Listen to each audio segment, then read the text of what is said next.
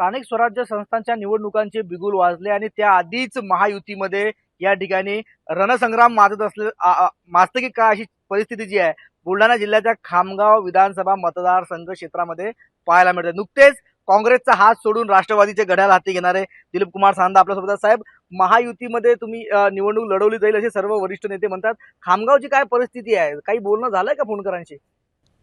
महायुतीबद्दल आमचे नेते अजितदादा पवार साहेबांचं स्पष्ट मत आहे। महायुतीतच आपण निवडणूक लढली पाहिजे, परंतु महायुतीत निवडणूक लढायची आमची सर्वांची इच्छा आहे। परंतु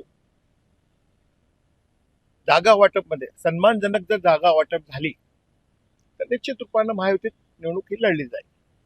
अन्यथा ही जी निवडणूक आहे घोडा मैदान समोर आहे, आम्ही स्वबळावर निवडणूक लढू व त्या माध्यमातून घराघरापर्यंत आमचे जे चिन्ह आहे घड्याळ ते पोहोचण्याचा आमचा प्रयत्न आहे।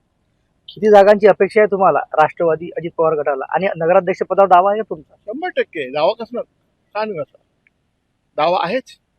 खामगाव शहर जे आहे ते माझं होम पिच आहे। मी 3 वेळा जेव्हा आमदार झालो त्यामध्ये खामगाव शहराचा सिंहाचा वाटा होता आणि मागील आता या प्रशासकाच्या कालावधीमध्ये मागील 3 वर्षामध्ये खामगाव शहरामध्ये काय झालं आपण सर्वांनी जवळून बघितलेलं आहे। त्यांनी केलेलं कृत्य त्या माध्यमातून मला पूर्ण विश्वास आहे की खामगाव नगरपालिकेमध्ये मोठ्या प्रमाणामध्ये राष्ट्रवादीचे नगराध्यक्षसह सदस्य मोठ्या प्रमाणात निवडून येतील। किती जागा हव्यात तुम्हाला?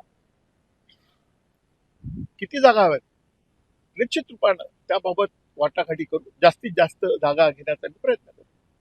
जर जागा नाही मिळाल्या अपेक्षेप्रमाणे तर काय पुढचा निर्णय? स्वबळावर निवडणूक लढू, मैत्रीपूर्ण लढत करू। राष्ट्रवादीचा नगराध्यक्ष जास्तीत जास्त नगरसेवक राष्ट्रवादी काँग्रेस पक्षाचे निवडून। नक्कीच अजून निवडणुका संपूर्ण धुमाळी जी आहे ते सुरू व्हायचीच आहे। निवडणुकीचे जे आरक्षण आहे ते जाहीर झालेत, जिल्हा परिषदा असतील किंवा नगरपालिका असेल। नगरपालिकेमध्ये खामगाव शहरामध्ये काय चित्र असेल आपण पाहिलं की सध्या नगराध्यक्ष पदावर जो दावा आहे राष्ट्रवादी अजित पवार गटाकडून केला जातो, त्यामुळे भाजपसोबत जे कामगार मंत्री आकाश पुणकर त्यांचं होम पिच खामगाव आहे, त्यांच्या खामगाव मतदारसंघामध्ये आता अशा पद्धतीनं जर या ठिकाणी नगराध्यक्ष पदावर दावा केला जात असेल, जास्तीत जास्त या ठिकाणी सदस्य जर मागितले जात असेल, नेमकं महायुतीमध्ये काय चालतं हे येणारी वेळ सांगेल। प्रफुल्ल खंडारे, जय महाराष्ट्र न्यूज, बुलढाणा।